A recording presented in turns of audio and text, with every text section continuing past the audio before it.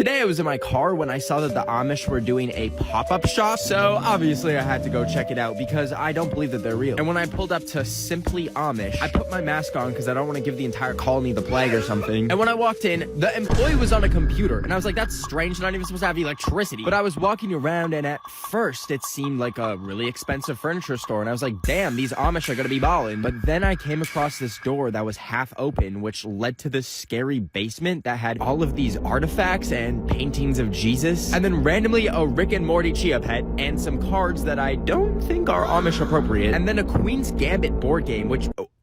wouldn't that just be chess? Anyways, I felt the need to buy something so the Amish don't steal my organs. I got one of those popping toys where you put it on the ground and...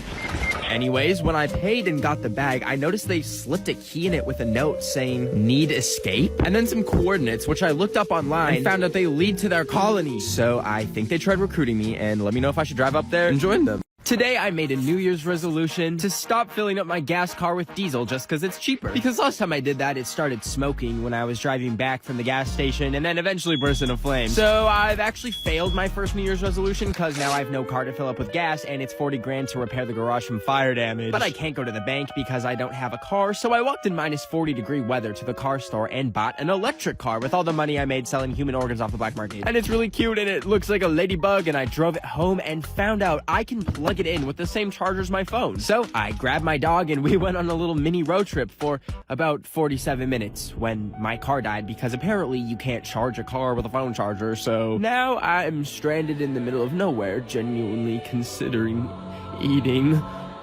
my Cheez-Its that I brought as a snack while I wait for the tow truck to come, obviously. I can only fall asleep to loud noises, so tonight I played some mukbang videos on full volume. And I also tried blasting that one girl who goes, ah, in all of her songs, and I was about to go to sleep like a baby when I heard a banging at my door, and I realized it was probably my insane neighbor who was literally named Karen. But when I got up and put clothes on and walked down to the door, there was nothing but an envelope that said, use these. So I brought it inside and opened it up, and she had sent me her nasty, crusty, earwax-covered AirPods that smelled like Fritos. And at first I was like, this is a human rights violation, and I'm probably diseased now. Until I saw the opportunity to suit up in a hazmat suit and rinse the brain caca off of them so that they look new, and then I could sell them to someone in my neighborhood for a profit. So I made a listing for like $150, and this one dude said he would buy it if I could meet him by the nuclear waste runoff. So I Ubered over there, and when I got there, I saw a bunch of money just sitting under some leaves, and I was like, that's not the safest way to do a transaction. But regardless, I just sprinkled the AirPods by it and then went home with 150 in like 4 different currencies. But it's okay, because I just ordered a bass-boosted speaker with the money from the AirPods. And when it comes, I'm gonna have a big old party and blast music with a speaker courtesy of Karen. Today, I snuck an AirTag tracking device into an Ed Sheeran concert so that I could somehow stick it onto him to track him down, because that's for the FBI to know. Anyways, randomly BTS opened for him, and then Eddie was about to come on stage, so I had the genius idea to use an extra mask and fashion it into a slingshot so that when he performed, I walked up to the front of the stage, locked onto my target, and bam! It flew through the air. And now I know there's no way of it sticking to him. However, they have to pack up the stage, and it's probably gonna travel with him. So anyways, I saw Doja Cat and Lil Nas X, and then left the concert and went home. Then the next morning, I was getting a reading on the AirTag finder, and it said that he was in Las Vegas. So I flew to Las Vegas, and when I got to the airport, I thought I had already found him, but the thing is, I had a little bit of spicy grape juice on the plane, so I stumbled over to the man and shouted, Ed! And it was just a random man. So, yeah.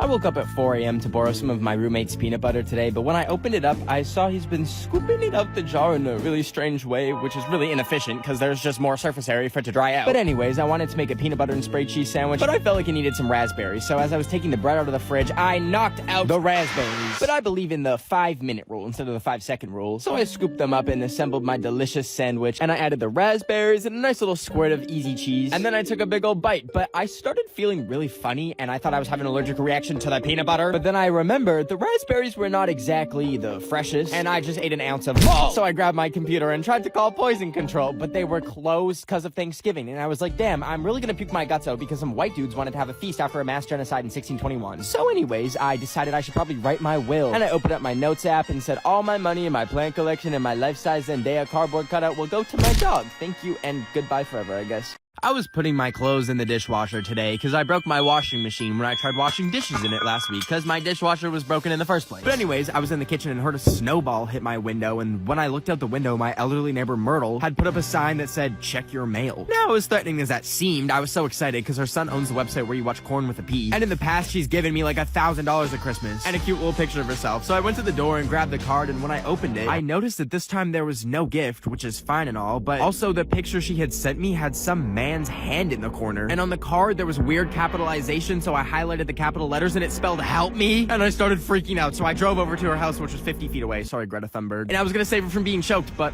when I got there was a van outside that said 50 Shades of Play, and I think that's what Myrtle's into. So now I'm traumatized. I woke up today and decided to go to Claire's to get my ear pierced because I saw they're doing it free if you give them your organs. So I walked in and I picked my piercing and then signed away the rights to my kidneys. And then they marked the ear that I wanted pierced, and then boom, they legally stabbed me. But anyways, I went home and I was so excited to take off my mask and see it, and they had pierced the mask string into my ear hole! And I started freaking out, of course, and needed to get it off. So I tried finding pliers or something, but I grabbed scissors and used them to cut the mask off so it doesn't rip my ear off. And then I looked in the mirror and I thought, maybe it looks cool. But it didn't. So I grabbed my computer to try and find the Claire's customer service line so I can sue them. But they closed at 6 p.m. and it was 6:30. So I went to bed and cried myself to sleep. And when I woke up, oh, it was infected. So now I think my ear is gonna fall off in 2 to 5 business days. So please let me know what music I should listen to before I have one ear left.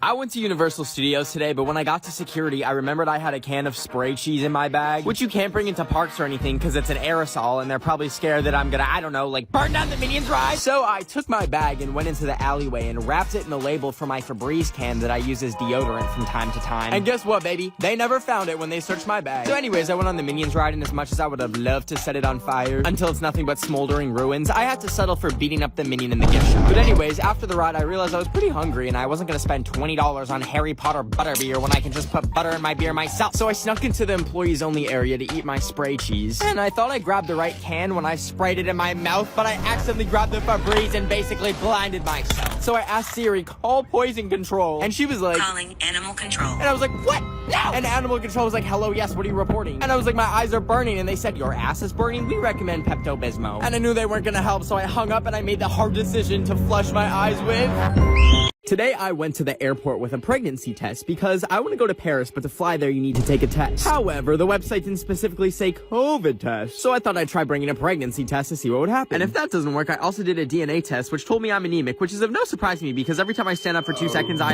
Anyways, I pulled up to the airport and pulled out the test, but I remembered what you have to do for a pregnancy test. So I snuck away into the bathroom and looked for an empty stall, and then when I got in, I took out the test and put it under some water instead of pee because I'm not a maniac. And then I waited a bit for the line to show up, and once it said I was negative, I brought it up to the gate and gave them the test and my passport, and they let me on the flight to Paris. And I was like, no way, that actually worked. And then I realized she probably just saw my vaccination card and that's all you need instead of a test. So anyways, I got on my flight and now I'm in Paris. And I got 1 pregnancy test left, so if you're my baby mama whose name rhymes with Yandea, my phone number is 818.